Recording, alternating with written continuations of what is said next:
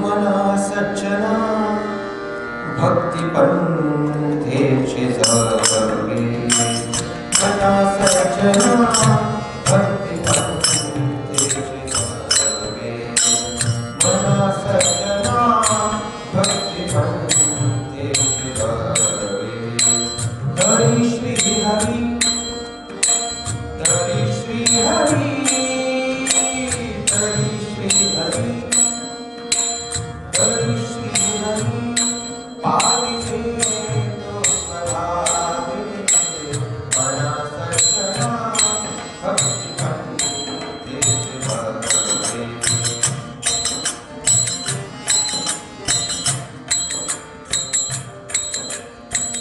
मना सज्जना भक्ति पंथेचे जावे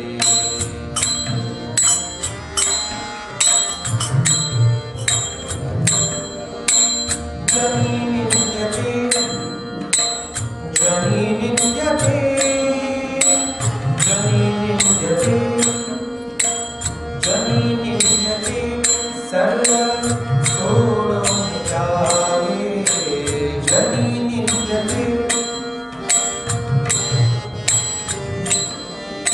समर्थांच्या चक्रसाहेबांनी कीर्तन सुरू समर्थांचा सगळ्यांना पाठ असलेला पण अर्थाकडे पाठ असलेला श्लोक जनी निंद्यते सर्व सोडून जावे जनी वंद्यते सर्व भावे करावे जनी वंद्यते सर्व भावे करावे मना सज्जना भक्ति पंथेचे जावे पंथेचे जावे पंथेचे जावे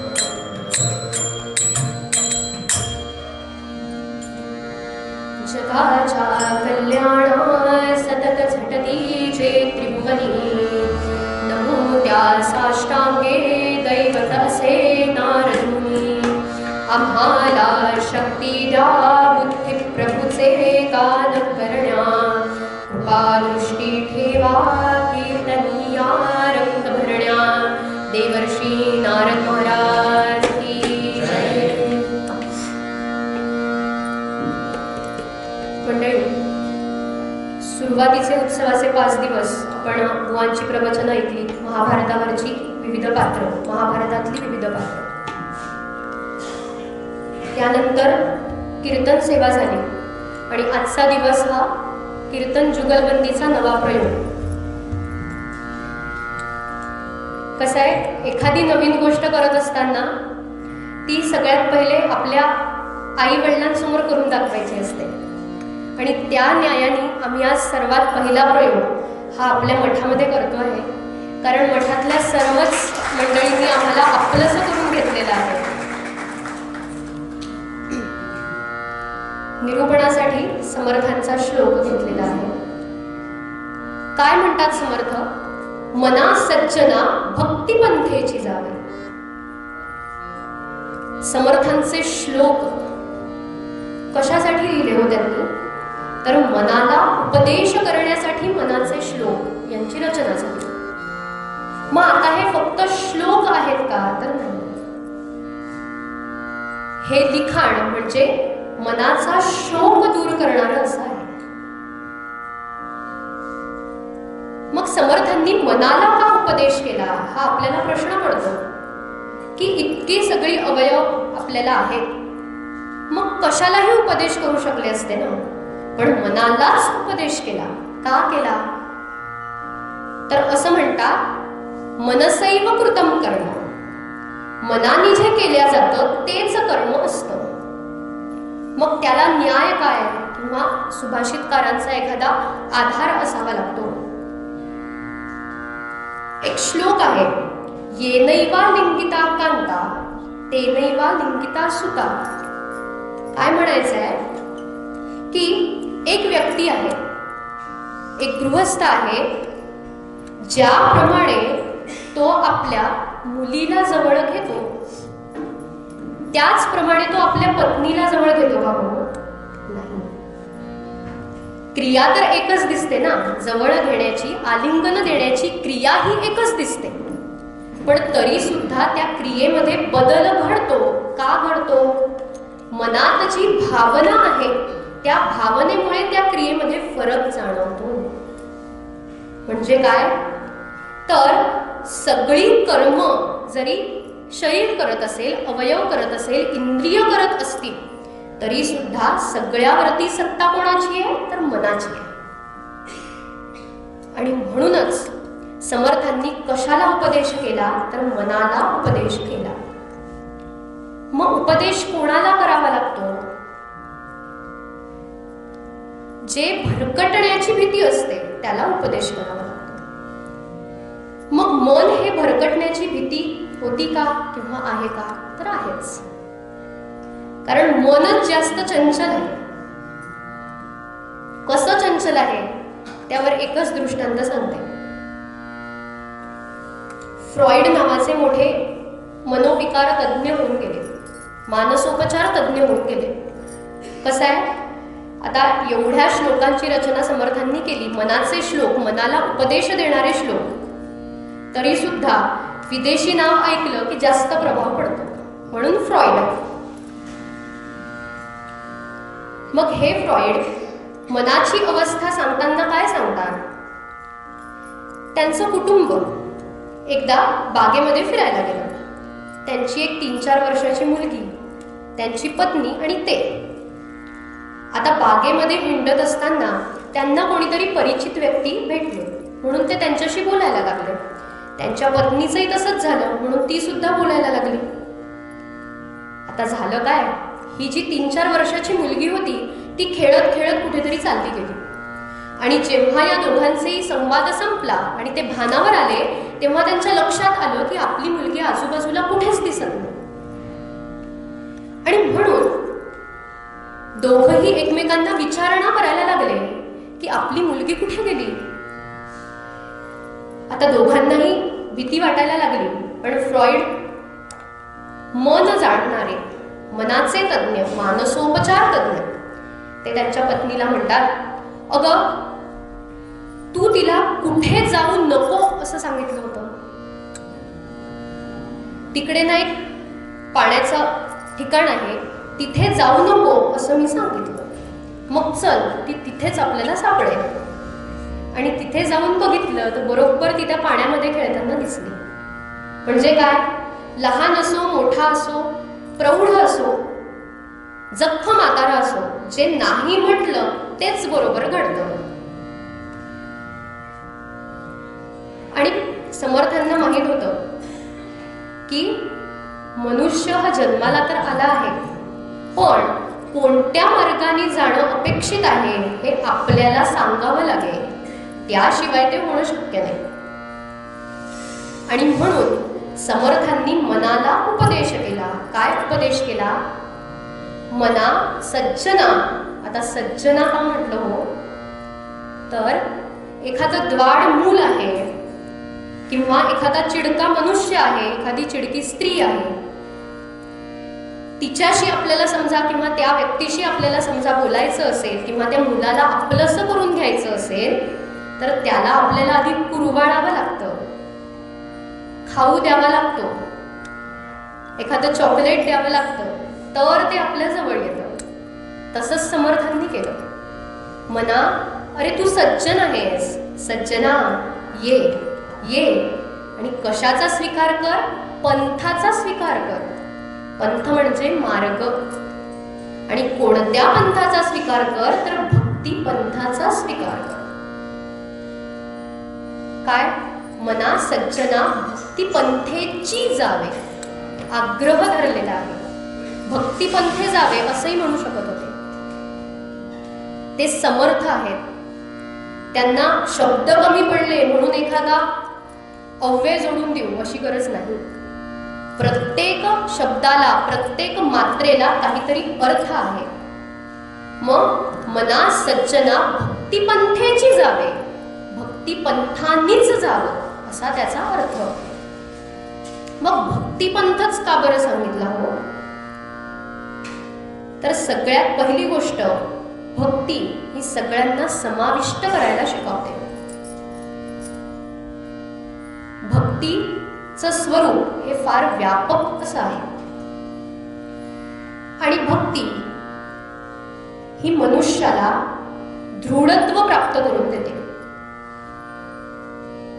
कसं प्राप्त करून देते तर मनाला जे काही विकार झालेले असतील, शरीराला जे काही विकार असतील, कोणते विचारांचे, ते सगळे दूर करण्याचं सामर्थ्य भक्तीमध्ये आहे. भक्ती स्थिरत्व प्राप्त करून देते. त्यासाठी अजून एक दृष्टांत, सिद्धांत मांडल्यानंतर काहीतरी उदाहरण द्यावं लागतं तो समजण्यासाठी. आपणा सर्वांनाच तुलसीदास माहिती आहे. काय आधीचं आयुष्य होतं, काय पूर्वार्ध होता.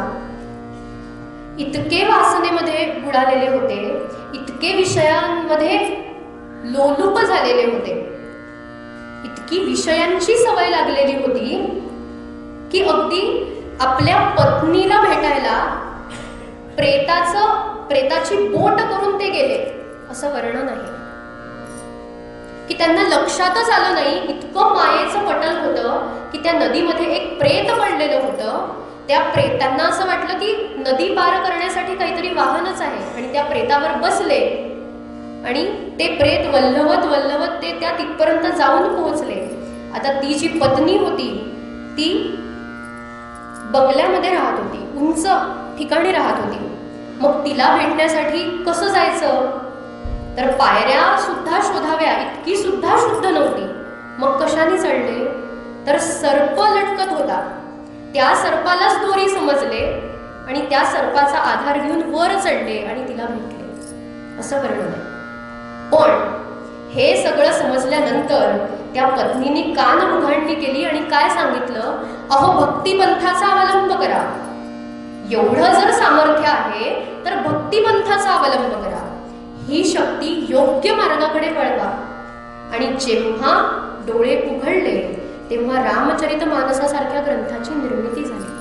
हे सामर्थ्य आहे भक्तीचं आणि म्हणून भक्तिपंथाचा अवलंब करावा. पण या दृष्टांतातनं भक्ती अनेक प्रकारच्या आहेत. मातृभक्ती, पितृभक्ती, देवभक्ती, देशभक्ती. पण हा दृष्टांत जेव्हा मी अभ्यासला तेव्हा मला असं वाटलं की देवभक्ती ही सगळ्यात श्रेष्ठ. आता बुवांचं काय म्हणणं आहे हे आपण ऐकूया. जय जय रघुवीर. आपल्या घरामध्ये कीर्तन जुगलबंदीचा पहिला प्रयोग मी सकाळ बोललो की घरच्यांसमोर प्रयोग करून घ्यावे, म्हणजे पडलो तर सांभाळून घेतात. घरच्यांमध्ये प्रयोग, घरच्यांसोबत प्रयोग. त्यामुळे मी घरी लिहून आलो की इथलं जे काही होईल ते घरी जाणार, संध्याकाळी जेवायचं बांधलं घ्यायचं. तसं नाही. आमच्या भारतीय परंपरेमध्ये वादविवाद म्हणजे भांडण नव्हे, वादविवाद म्हणजे शास्त्रार्थ. एखादा विषय एकाने उचलून धरावा, एखादा विषय दुसऱ्याने उचलून धरावा आणि दोन्ही विषयांची चर्चा करता करता करता एखादं वेगळं तत्व साध्य व्हावं किंवा योग्य तत्व साध्य व्हावं म्हणून शास्त्रार्थ असतो आणि म्हणून कीर्तन जुगलबंदी. यांनी विषय उचलला देवभक्ती. आता आज सकाळपासून हा मुद्दा सुरू आहे की देवभक्ती श्रेष्ठ का देशभक्ती श्रेष्ठ. सकाळपासून होता होता होता आता इथपर्यंत आलाय. बघूया इथं तरी संपतो का. पण यांचं म्हणणं असं की कुठलीही परिस्थिती असली देवभक्ती महत्वाची. बघा, देवभक्ती महत्वाची हे आम्ही अमान्य करतच नाही. पण माझं म्हणणं फक्त एवढं आहे की देवभक्तीला देशभक्तीचं कोंदण असावं लागतं. राष्ट्राच्या सीमा सुरक्षित असल्या तर देवभक्ती करता येते. आज आपण मंदिरामध्ये बसून कीर्तन ऐकू शकतोय, आम्ही कीर्तन करू शकतोय, मंदिरामध्ये आपण आरती करू शकतोय, देवाची भक्ती करू शकतोय. कुणामुळे? काश्मीरमध्ये आमचे देशभक्त सदा न कदा हातामध्ये बंदूक घेऊन उभेत म्हणून साठी. आमच्या हौतात्म्यांनी आपले प्राण प्रणास लावून भारताला स्वातंत्र्य मिळवून दिलं म्हणून आम्ही देशभक्ती करू शकतो. समजा ते झालं नसतं तर मंदिराचं आणि आपलं काय झालं असतं ही प्रत्येकाला कल्पना आहे. काशी की कला जाती मथुरा, पुढचं बोलत नाही, सोडण्याच्या आधी कसं आणलं नाही. म्हणून आमचं म्हणणं असं आहे की देवभक्ती आहेच महत्वाची. झाले बरं, 7 दिवस झाले कीर्तन करून. देवभक्ती आहेच महत्वाची, पण देवभक्तीला देशभक्तीचं कोंदण आवश्यक असतं. त्यामुळे प्रसंगी आमचं म्हणणं असं आहे की देशभक्तीच जास्त महत्वाची. कारण देशभक्त असले, देशभक्ती असली तर देवाचे भक्त भक्ती करू शकतात असं आमचं म्हणणं आहे. आता ह्याच्यावर आमचं आता भांडण सुरू झालं.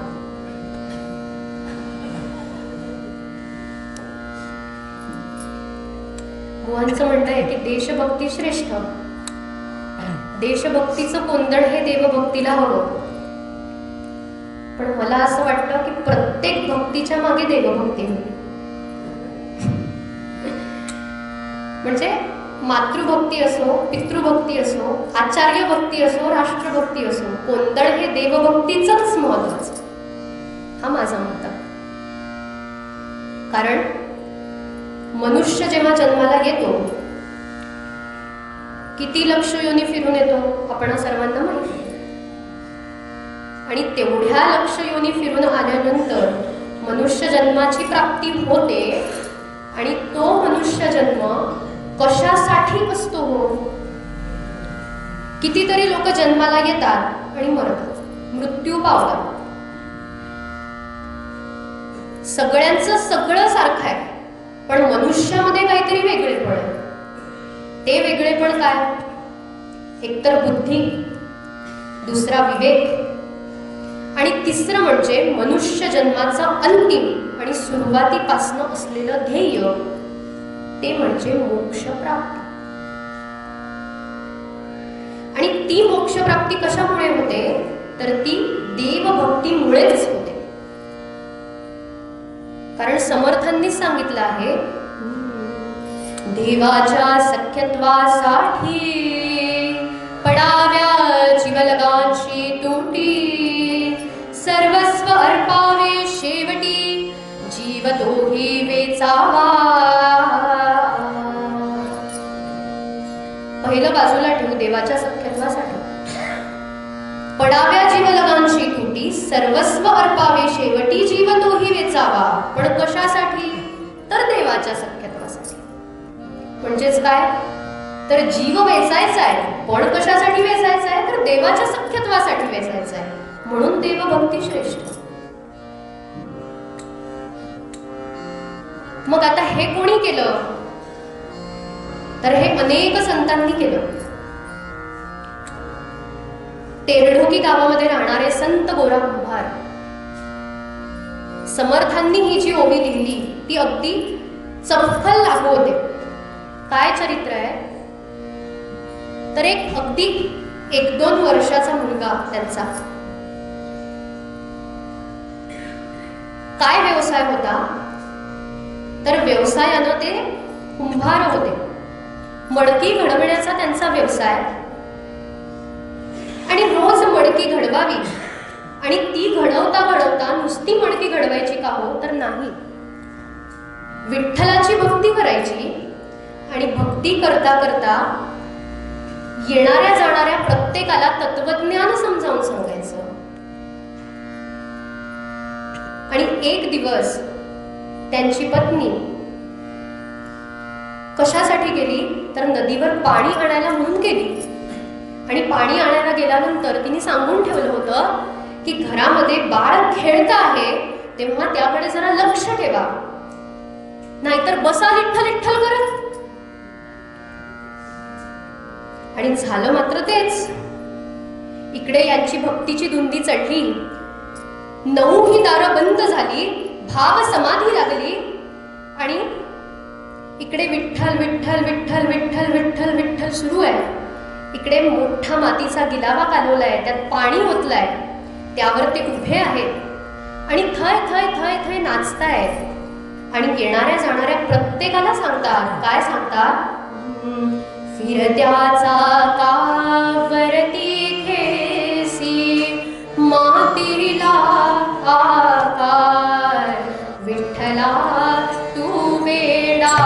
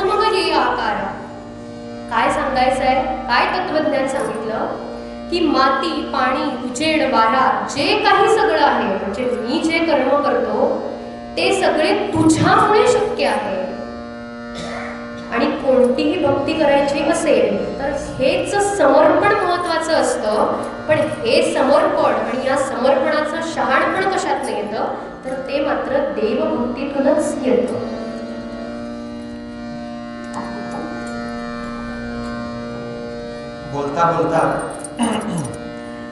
2 विषय फार महत्वाचे बोलले गेले. एक म्हणजे मनुष्याला जर मोक्ष प्राप्त करून घ्यायचे असेल तर देवभक्ती करावी लागेल. मुद्दा नंबर 1. आणि समर्थांचं वाक्य, देवाच्या सख्यत्वासाठी पडाव्या जीवलगांच्या तुटी. मुद्दा 2. बुद्धी न घालता. आमचं शास्त्र काय म्हणतं? द्वाविमो पुरुषो लोके सूर्यमंडलवेदिनो परिव्राट योगयुक्तश्च रणेच्या विमुखे हताः. शास्त्रकार म्हणतात, मनुष्य जन्म हा मोक्ष प्राप्तीसाठी आहे ना, मान्य आहे. पण 2च प्रकारचे लोक अशी आहेत ज्यांना मोक्ष प्राप्त होतो. कोण? परिव्राट योगयुक्तश्च, जे योगी आहेत, तापसी आहेत, साधक आहेत.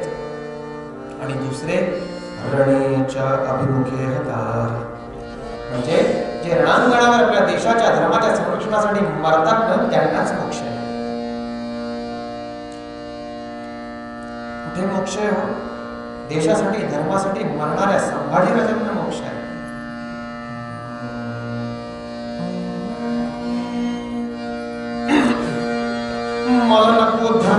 तुझा चालली ना पिक्चर आता. बऱ्याच वर्षांनी खरं दाखवण्याची हिंमत केली. मला नको धर्म तो तुझा, तुझ्या बापाचा, तुझ्या काकाचा, मला एक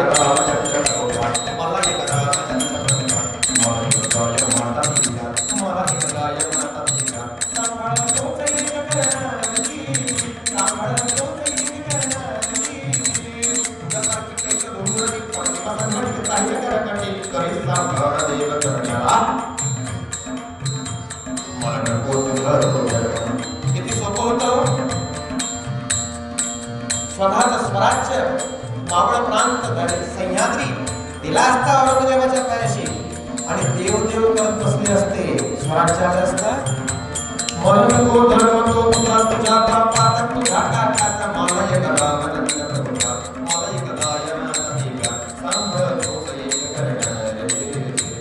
तुझ्या सारखी एक धुरटी पडती मसंबटी करेल कर्कटी हरी कल्याण देव करण्याला.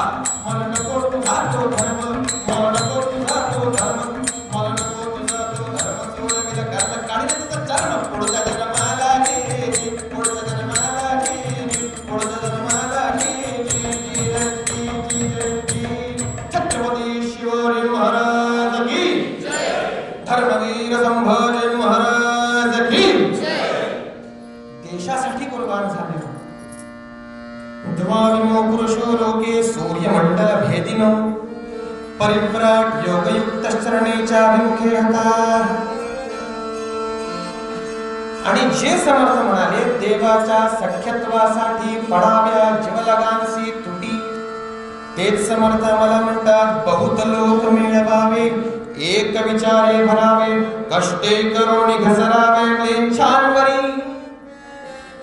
का सांगितलं हो समर्थांनी?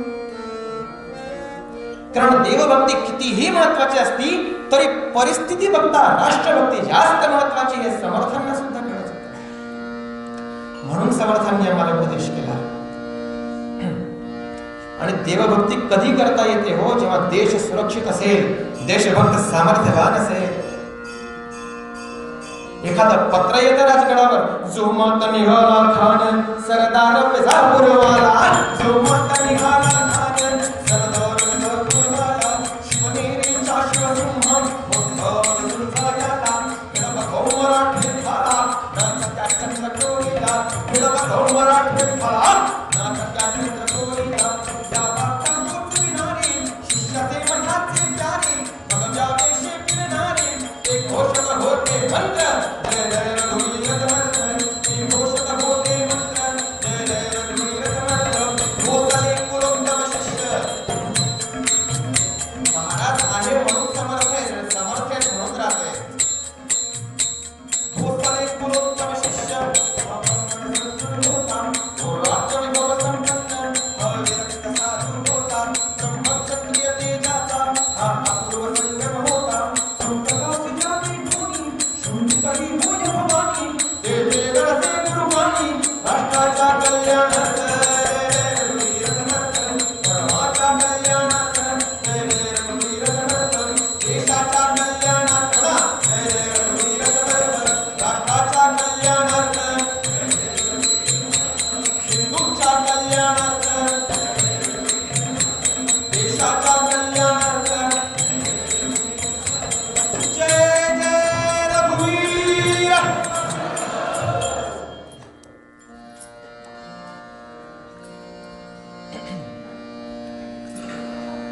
परत बुवांचं म्हणणं आहे, काही मानतच नाही. देशभक्ती श्रेष्ठ नाही का? मग आपले जवळ काही मुद्दे कमी थोडे आहेत.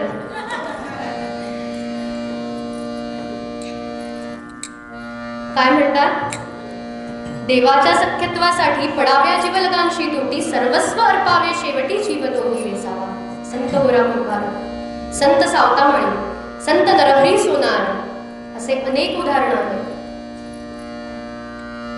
पण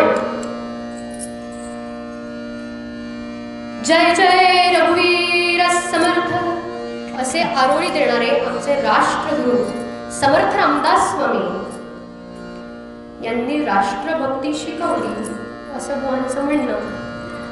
पण कधी शिकवली हो? 12 ते 24 हा जो कालावधी होता, वय वर्ष 12 ते 24 समर्थांचं, त्या 12 वर्षात काय केलं हो? अखंड रामोपासना केली, अखंड रामाचा जप केला, अखंड रामाचं चिंतन केलं, मनन केलं, ध्यास घेतला आणि त्या रघुकुलाचा, प्रभुरायाचा अनुग्रह प्राप्त करून घेतला. सूर्यनमस्कारही केले. त्याहीसाठी उत्तर आहे, जोपर्यंत घनश्याम हा राम लावण्य रूपी महाधीर गंभीर पूर्ण प्रतापी करी संकटी सेवकाचा तुडावा, प्रभाते मनी राम चिंतित जावा. या रामाचं चिंतन केलं नाही ना, तोपर्यंत पुढचा श्लोक सुचलाच नाही हो. कोणता? तर कोदंडधारी रामाचा श्लोक नाही आला. जोपर्यंत देवभक्ती करत नाही, तोपर्यंत देशभक्तीचं डोळस पण येऊच शकत नाही. देवभक्ती काय प्रदान करते? तर डोळसपणा प्रदान करते, व्यापकत्व देते. जर तुम्ही स्वतः व्यक्तिगतच विकास पावलेले नसाल, तर समाजाला विकसित कसं कराल? आणि ही जी देवभक्ती आहे ना, ती व्यक्तिगत विकासाचं बीजारोपण करते.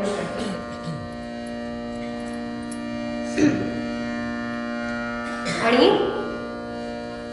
आता बुवांचं म्हणणं आहे की सूर्यनमस्कार सुद्धा घातले, पण त्या सूर्यनमस्काराने जे सामर्थ्य आलं, जी शक्ती प्राप्त केली, तिचा वापर कुठे करावा हा समज देवभक्तीनेच दिलेला आहे. नाहीतर त्याही काळामध्ये पैलवानांची कमतरता काही कमी नव्हती म्हणते, पण प्रत्येकच जण समर्थ नाही होऊ शकले. ते समर्थ का झाले?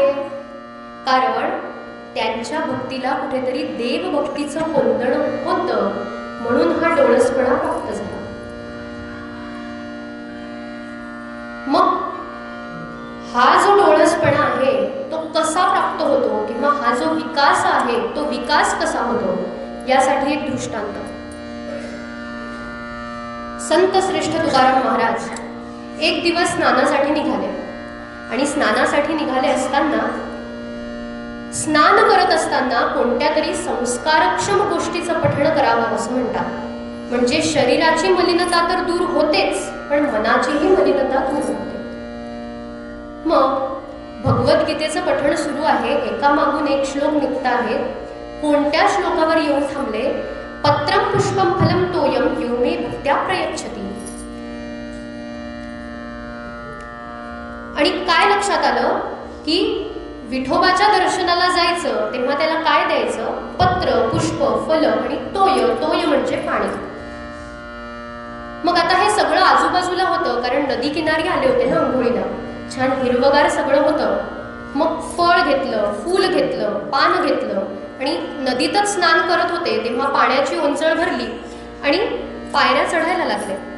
आता पायऱ्या चढता चढता चढता चढता अचानक आवाज आला, काय रे तुक्या, हे जे फळ, फूल, पान आणि पाणी आणलंयस ते तुझं आहे का?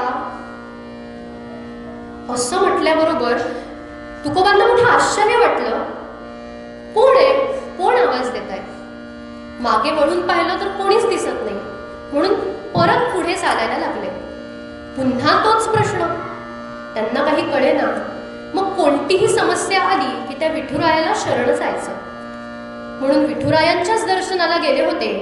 जे काही आणलं होतं ते सगळं अर्पण केलं आणि विठुरायाला साष्टांग दंडवत घातला आणि म्हणतात, विठुराया, हा कसा प्रश्न टाकलास रे, याचं उत्तर सुद्धा तूच दे. आणि कोणता अर्थ लक्षात आला होत्या श्लोकाचा? तर पत्र म्हणजे आपले करपत्र, पुष्प म्हणजे आपलं शिरकमल, पत्र, पुष्प, फळ, फळ म्हणजे आपल्या कर्माचं फळ, आणि तोय म्हणजे तुझ्या भक्तीनं माझ्या डोळ्यांमध्ये जे अश्रू दाटून येतात ते अश्रू. या सगळ्याची अपेक्षा माझ्या विठुरायाला आहे. हे जे काही आणलेलं आहे ना याची अपेक्षा नाही. आणि एक वेगळाच श्लोकाचा अर्थ लक्षात आला. कशामुळे लक्षात आला? ज्ञानाला एक वेगळाच चक्षु फुटला. कशामुळे फुटला हो? तर देवभक्तीमुळे फुटला. विकास झाला. कशाचा? मनाचा आणि बुद्धीचा विकास झाला. आणि मग संत श्रेष्ठ तुकाराम महाराजांच्या तोंडून सहज शब्द फुटले. आता कोठे धावे मन, आता कोठे धावे मन, तुझे चरण देखिल्या, तुझे चरण देखिल्या.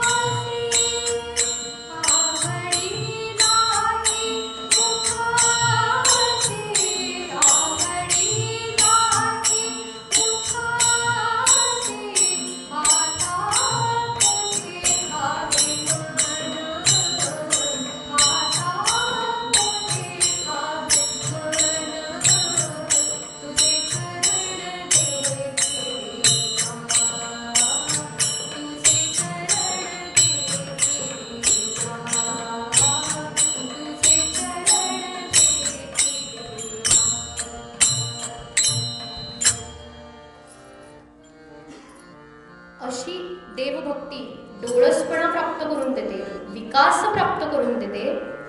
आणि सगळ्यात पहिले देवभक्तीच आपल्याला सवय लावते. कशाची?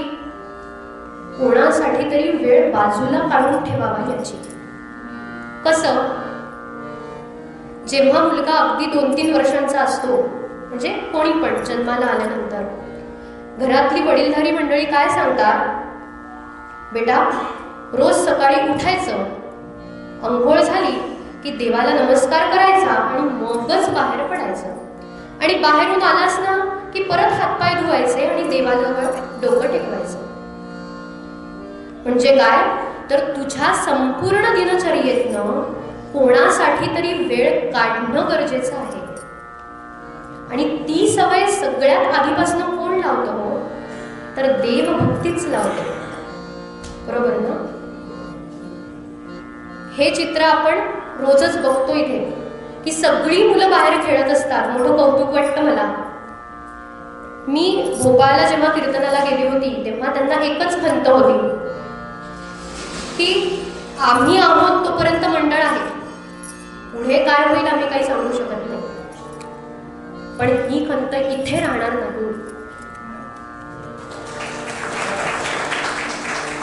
देवभक्तीची सवय तुम्ही सर्व मंडळी पुढच्या पिढीला लावताय की समाजासाठी, थोडा तरी वेळ काढावा.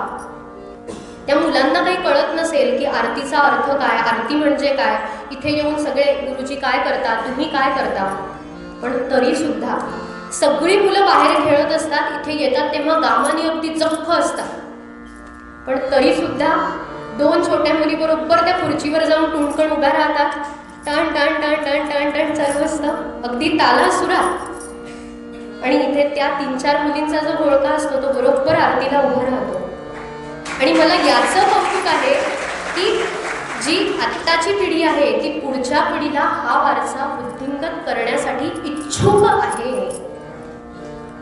आणि हा देवभक्तीचा पाया जर घातला जाईल ना तर पुढे देशभक्ती करू शकतील. म्हणून देवभक्ती महत्वाची, हा मुद्दा सोडू नका.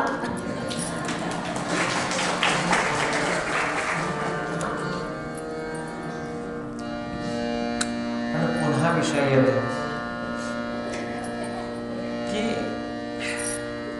देवभक्ती केल्याशिवाय मनामध्ये करुणा उत्पन्न होत नाही का?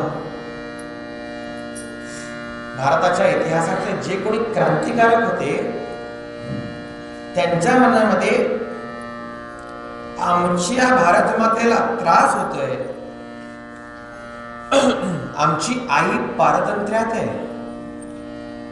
माझ्या देशबांधवांना, माझ्या राष्ट्रबांधवांना त्रास होतोय, हे कुठेतरी होतं. म्हणजे मनामध्ये करुणाच होती ना.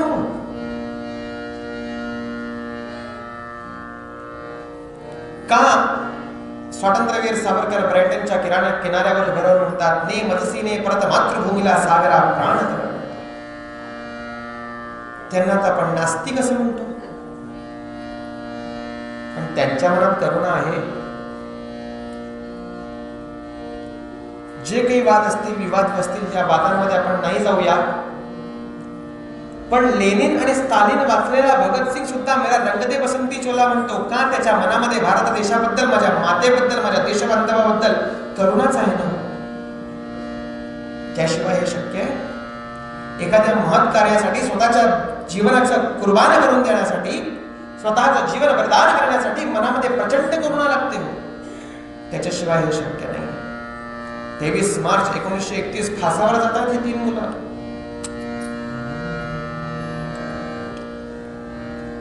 पण मुखामध्ये काय? मेरा रंग दे बसंती चोला, मेरा रंग दे बसंती चोला, मेरा रंग दे बसंती चोला, मेरा रंग दे बसंती चोला. हो रंग दे, हो रंग दे, हो रंग दे बसंती चोला, मेरा रंग दे बसंती चोला, मेरा रंग दे बसंती चोला.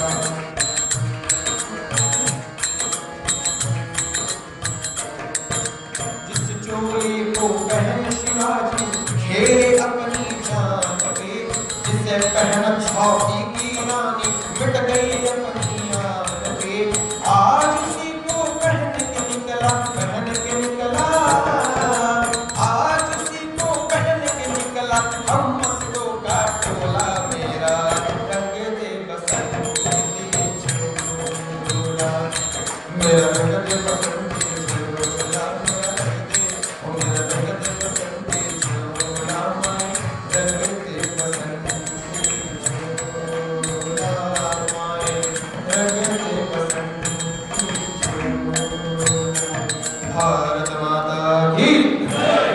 त्यांच्या मनात करुणाच होती. अंतःकरण पूर्ण, आपलं हृदय, आपलं अंतःकरण करुणेनं काठोकाठ भरलेलं होतं. आणि कुणासाठी बाजूला वेळ काढावा ह्याच्यासाठी देवभक्ती करण्याची आवश्यकता नाही पडली. मोठे झाले, देशाचं चित्र बघितलं, आत्ताची परिस्थिती देवभक्तीची नव्हे राष्ट्रभक्तीची आहे. म्हणून क्रांतिकारी सुद्धा उभे राहतात. आणि देवभक्त असलेले स्वामी विवेकानंद सुद्धा म्हणतात, अगले 50 साल तक सभी भगवानों की पोटली बनाकर समुद्र में बहा दी जाए और एक ईश्वर की पूजा की जाए, वह ईश्वर होगा राष्ट्रदेव. का म्हणतात?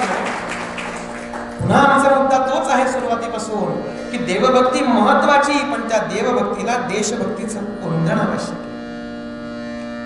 सावरकर म्हणतात, राष्ट्राच्या सीमा या तलवारीने आखाव्या लागतात, शहीद आझम भगतसिंग कोर्टामध्ये उभे राहून म्हणतात, अरे इनकलाब की तलवार तो विचारो की सहन पर तेज होती.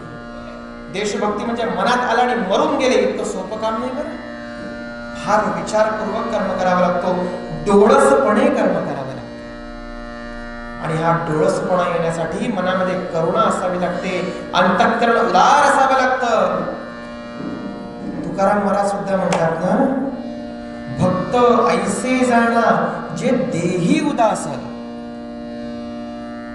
त्यामुळे अजूनही आमचं म्हणणं आहे की देवभक्ती महत्वाची असली तरी देशभक्ती ही जास्त महत्वाची आहे.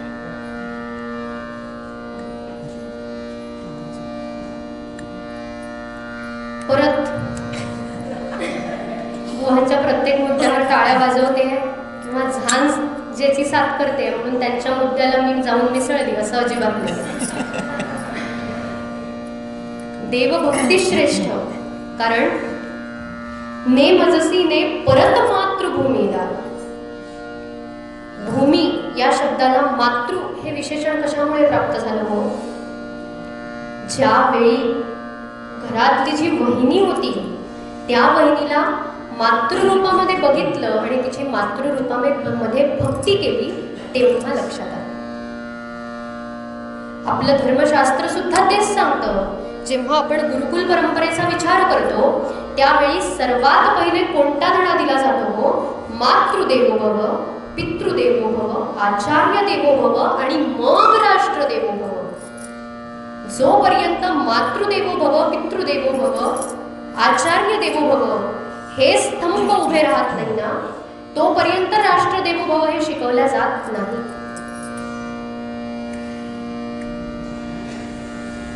मान्य सगळे क्रांतिकारक किंवा सगळे देशभक्त यांच्या चरित्रात आपण समजा जाऊन बघितलं तर आपल्याला एक गोष्ट सगळ्यांच्या चरित्रामध्ये सारखी दिसते.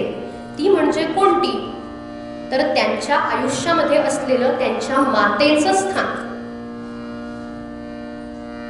स्वामी विवेकानंदांची माता, समर्थांची माता, शिवबांची माता, सावरकरांची वहिनी जी मातेच्या स्थानी होती, सुभाष बाबूंची आई, भगतसिंगांची आई, वासुदेव बळवंत फडक्यांची आई.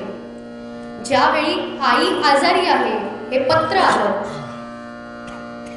तेव्हा किती कळवळा निर्माण झाला हो. पण कधी ज्यावेळी भक्ती उत्पन्न झाली, मातृदेवो भव म्हणजे आईला देवाप्रमाणे पूजायला लागले, आईची देवाप्रमाणे भक्ती करायला लागले, तेव्हा हे शक्य झालं. नाहीतर काय, आम्ही रक्षण करतो तर आम्ही भक्षणही करू शकतो ही भावना उत्पन्न व्हायला वेळ लागत नाही. पण आम्ही रक्षण करतो आहोत तर आमच्या मर्यादा काय असाव्या हे शिकवण्यासाठी देवभक्तीच लागते मंडळी. मनाचं जे स्थैर्य आहे ना ते देवभक्तीच प्राप्त करून देऊ शकतो. तर देशभक्ती ही दृढ होऊ शकते, नाहीतर नाही.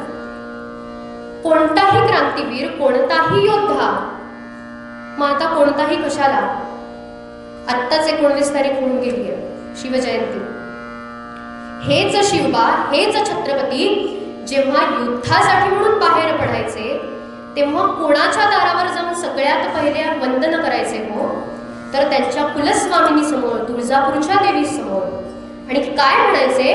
दार उघड बये, दार उघड, दार उघड, दार उघड, दार उघड, दार उघड बया, दार उघड बया, दार उघड बया, दार उघड बया, दार उघड बया, दार उघड बया, दार उघड बया, दार उघड बया, माहुर लक्ष्मी दार उघड बया, कोल्हापूर निवासिनी दार उघड बया, तुळजापूर निवासिनी दार उघड बया, दार उघड बया, दार उघड बया, दार उघड बया, दार उघड बया, दार उघड बया, दार उघड बया, दार उघड बया, दार उघड बया.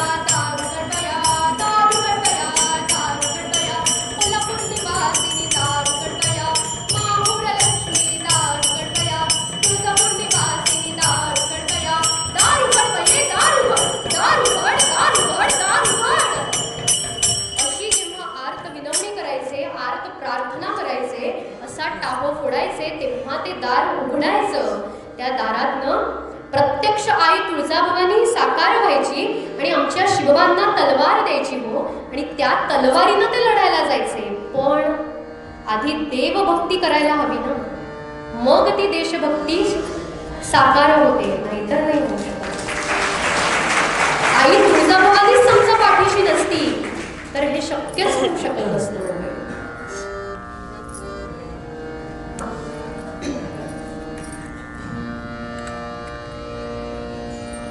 यांनी म्हटलं झांज वाजवते, प्रत्येक मुद्द्यावर टाळी वाजवते, म्हणजे मुद्द्याशी सहमत आहे असं नाही, हे मीही मान्य करतो. कारण जी नारदाची गादी एखादा मुद्दा घेऊन शास्त्रार्थ करायला शिकवते ना, तीच नारदाची गादी एखाद्याने योग्य मुद्दा मांडला तर त्याला समर्थन आणि सहमती देणं सुद्धा शिकवते. हा वादाचा विषय नाही, हा भांडणाचा विषय नाही, हा चर्चेचा शास्त्रार्थाचा विषय. त्यामुळे वेळ पडली तर मुद्द्यावर टाळ्याही पडतात आणि गाण्याच्या तालावर झांज वाजवतात. पण पुन्हा मुद्दा कसा आहे हो, कितीही बोललो तरी आमचा मुद्दा काही आम्ही सोडत. शिवभक्त तर रावणालाही म्हणतात, मर्यादा कळल्या. दुर्योधन दुःशासनांच्या कुळामध्ये तर महान भक्तही निर्माण झाले होते, पितामह भीष्मांसारखे. मर्यादा कळल्या. मग अशा लोकांना मर्यादा कळवण्यासाठी देव येतो, पण शस्त्र घेऊन येतो. देशाच्या रक्षणासाठी येतो, राष्ट्राच्या रक्षणासाठी. फार मोठा वाद आहे, पण कुठेतरी आवर घालायला हवा. नाही तर आम्ही बोलत राहू आणि फक्त खुर्च्या राहतील. पण मुद्दा सुरू आहे, पण पूर्वरंगाला विराम देऊ आणि आता हे भांडण आख्यान भागाकडे पुढे येऊ. पूर्वपदामध्ये समर्थ रामदास स्वामी म्हणतात,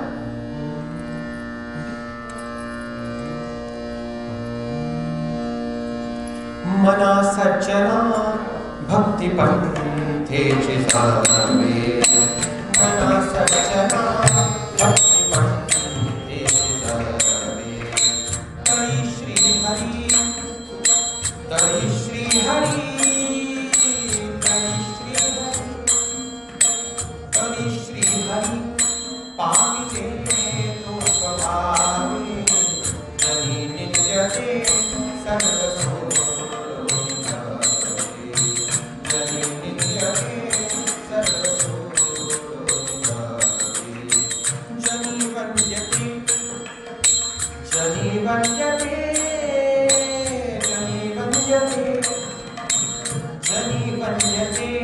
सर्व भान